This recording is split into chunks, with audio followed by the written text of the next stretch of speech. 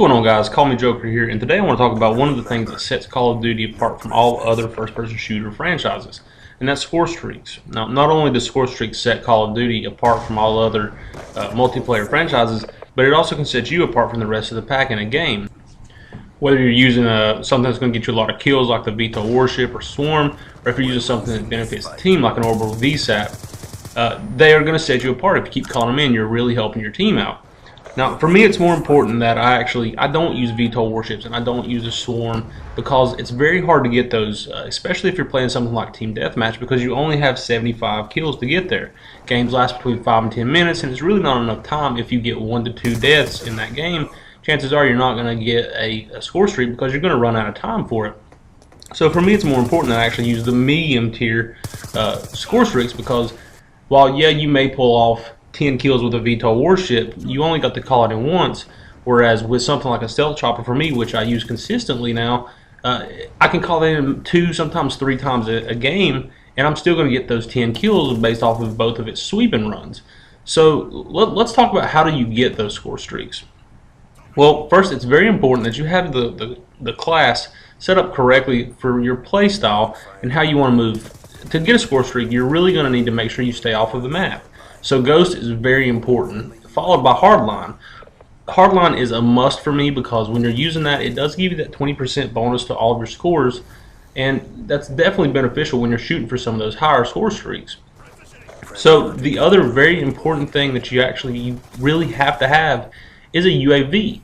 UAV is essentially the foundation towards building towards the other high-end stuff like the stealth chopper and the orbital VSAT.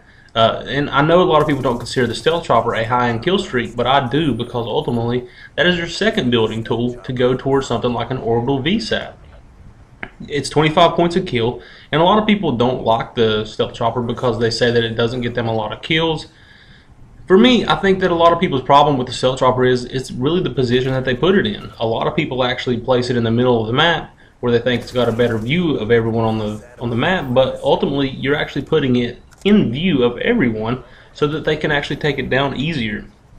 Anytime I get a stealth chopper, I put it straight over the enemy spawn, and I try not to push the other spawn so much so that it'll constantly stay above them and just sit there and circle and get kills. It actually does build towards the next kill streak for me, which is the orbital VSAT. Now, the beauty of an orbital VSAT is that it actually starts building towards the UAV again, which is again the foundation towards your next kill streak.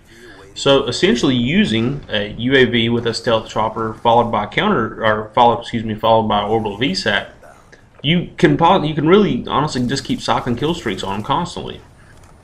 Now, that actually brings up the next important thing: is if you are not capable, where a lot of people really mess up their score streaks, is they try to go for these high-end things when they can't get them that much. So you're really wasting the ability to help the team. Now, a counter UAV and a UAV care package, all these things, they can actually benefit the team, and they provide more benefit for the team when you can call them in consistently, as opposed to if you may hit a orbital VSAT maybe one every 5 games. It's much better that you have a consistent UAV up for your teammates, because you are most likely going to have that guy on your team that is capable of getting some of the high-end kill streaks. Now, right here, this actually brings up the next important part, is when you have something that's building up the foundation towards your next kill streak, don't hesitate to kind of camp a little bit. I know camping is frowned upon, but in all honesty, it is a legitimate strategy.